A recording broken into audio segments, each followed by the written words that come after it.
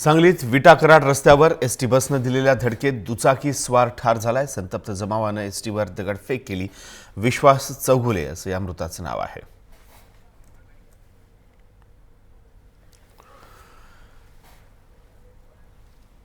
ST बसच्या धडकेनं दुचाकी स्वार ठार झालेला आहे। सांगलीतली ही घटना आहे। विटा कराड रस्त्यावरची ही घटना।